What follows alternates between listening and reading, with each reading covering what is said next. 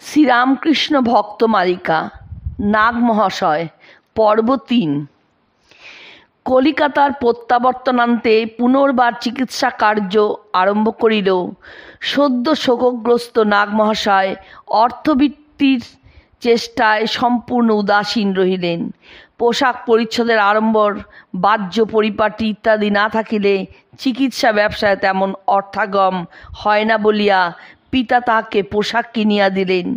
কিন্তু পুত্র জানাইলেন, আমার পোশাকের কোনো দরকার নাই, ওই টাকা দিয়া গরিব দুঃখী সেবা করিলে যথার্থ কাজ করা হইত। দীর্ঘ নিঃশ্বাস ফেলিয়া পিতা বললেন, তোর কাছ থেকে আমার বহু আশা ছিল, এখন বুঝেছি আমি আত্মবঞ্চিত হয়েছি। তুই যে দরবেশ হতে চলেছিস, আমি শুধু কি তাহাই? পুত্র রোগীর নিকট অর্থ লইতেন না, অপিচ নিজ ব্যয় পথ্য ঔষধাদি কিংবা নিজের ব্যবহার্য দ্রব্যাদি পর্যন্ত দিয়া তাহাদের সেবা করিতেন। সংসারান ভিজ্ঞ পুত্রের সবই সৃষ্টি ছাড়া। এক শীতে একটি রোগীকে দেখিতে গিয়া তিনি নিজের গায়ের ভাগলপুরি খেস রোগীর গায়ে জড়াইয়া দিয়া আসিলেন, আর এক ভূমিশয্যায় শায়িত রোগীকে নিজের বাটির অতিরিক্ত তক্তাপোষ দিয়া আসিলেন। বিসূচিকাগ্রস্ত এক ক্ষুদ্র শিশুর পার্শ্বে বসিয়া সারাদিন চিকিৎসা করিলেন, কিন্তু শিশুকে বাঁচাইতে পারিলেন না। সন্ধ্যায় অশ্রু বিসর্জন করিতে করিতে রিক্ত হস্তে গৃহে ফিরিলেন।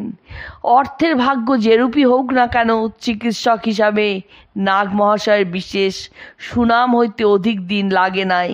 ক্রমে তাহার পিতার মনিব পালবাবুরা তাহাকে গৃহচিকিৎসক নিযুক্ত করিলেন। ইহাদের নিকট হইতেও তিনি অর্থ গ্রহণ করিতেন না। একবার বিসূচিকা আক্রান্ত এক রোগিণীকে আশ্চর্যরূপে আরোগ্য করায় বাবুরা কৃতজ্ঞ চিত্তে তাহাকে মুদ্রা পরিপূর্ণ একটি রৌপ্য পাত্র উপহার দিলেন। কিন্তু নাগ মহাশয় উহা গ্রহণ না করায় বাবুরা ভাবিলেন উপহার আশানুরূপ হয় নাই, সুতরাং আরও 50 মুদ্রা দিলেন।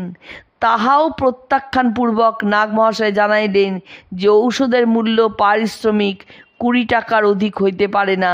তিনি উহাই মাত্র লইয়া স্বগৃহে ফিরিলেন। সোপার্জিত অর্থ যাচককে অকাতরে দিয়া 2-1 পয়সার মুড়ি খাইয়া দিন কাটানো তাহার জীবনে বিরল ঘটনা নহে। এইরূপ অবস্থায় যে ক্ষেত্রে মাসিক 300-400 টাকা আয় হওয়া উচিত ছিল, সেক্ষেত্রে গৃহে আসিত মাত্র 30-40 টাকা। নিজের জন্য সঞ্চয় করিয়া রাখা তাহার স্বভাব বিরুদ্ধ ছিল। বিনা প্রচেষ্টায় যাহা আসিয়া পড়িত তাহা পিতাকে দিতেন এবং প্রয়োজনুসারে তাহারই নিকট চাহিয়া লইতেন। ধর্মের জন্য সংসার বুদ্ধি স্বেচ্ছায় বিসর্জন দিলেও তিনি ধর্মরাজ্যে ভণ্ডামিতে ভুলিতেন না। বৈষ্ণবী বা ভৈরবী একসঙ্গে ভিক্ষা আসলে তাহার সমালোচনার কষাঘাতে তাহারা অবিলম্বে অন্যত্র যাইতে বাধ্য হইত। সৎগৃহস্থ দীনদয়াল ও ধার্মিক পুত্র নাগ মহাশয়ের মধ্যে চিন্তাধারার পার্থক্য থাকায় কার্যত একটু মতবিরোধ হওয়া স্বাভাবিক ছিল। আর্থিক সচ্ছলতা হইলেও দীনদয়াল বাসায় পাচক ব্রাহ্মণ রাখিতেন না, নিজে রন্ধন করিতেন। সুপুত্র পিতার স্বাধীন ব্যবহারে বাধা না দিয়া স্বীয় কর্তব্যবোধে পিতা রন্ধনশালায় যাইবার পূর্বে স্বয়ং রন্ধনে প্রবৃত্ত হইতেন।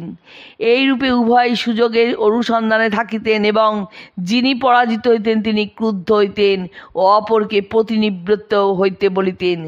সেই সময় কোনো এক ভদ্রলোক সেখানে উপস্থিত থাকিলে তাহাকে মধ্যস্থতা করিতে হইত। অবশেষে এই মতান্তর নিরোধের জন্য অন্য কোনো উপায় না দেখিয়া নাগ মহাশয় স্বীয় সহধর্মিণীকে কলিকাতা আনাইলেন এবং ক্ষুদ্র বাসা বাটিতে স্থান সংকুলান হইবে না ভাবিয়া সুরেশবাবুর বাটির নিকট একখানি দ্বিতল বাটি ভাড়া লইলেন। বধূ গৃহে আসায় দীনদয়াল একদিকে যেমন সুখী হইলেন, অপরদিকে তেমনি সংসার বিমুখ পুত্রকে সংসারে বিজড়িত করিতে পারিলেন না দেখিয়া দুঃখী বড় কম হইলেন না। কারণ ঘটনাচক্রে সহধর্মিণীকে কলিকাতায় আনিলেও নাগ মহাশয় পূর্বেরই মতো ভাগবতাদি পাঠ করিয়া ও পিতাকে উহা শুনাইয়া অবসর কাল কাটাইতে লাগিলেন। পারিবারিক আমোদ আহ্লাদের অবকাশ তাহার ঘটিল না। এই সময় সুরেশবাবু কয়েকজন ব্রাহ্মভক্তের সহিত মিলিত হইয়া গঙ্গা তীরে উপাসনা করিতেন।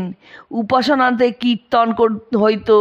নাগ মহাশয় উপাসনকালে ধ্যানে মগ্ন থাকিতেন এবং কীর্তনে মাতিয়া মধুর নৃত্য করিতেন।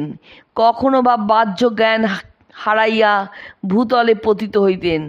এমনকি একদিন ভাবাবস্থায় গঙ্গা গর্ভে পড়িয়া গিয়াছিলেন। তবু ইহা মনে করা চলিবে না যে সকল সময় তিনি এইরূপ ধর্ম উন্মত্ততা প্রকাশ করিতেন। ভাব চাপিয়া রাখাই ছিল তাহার স্বভাব।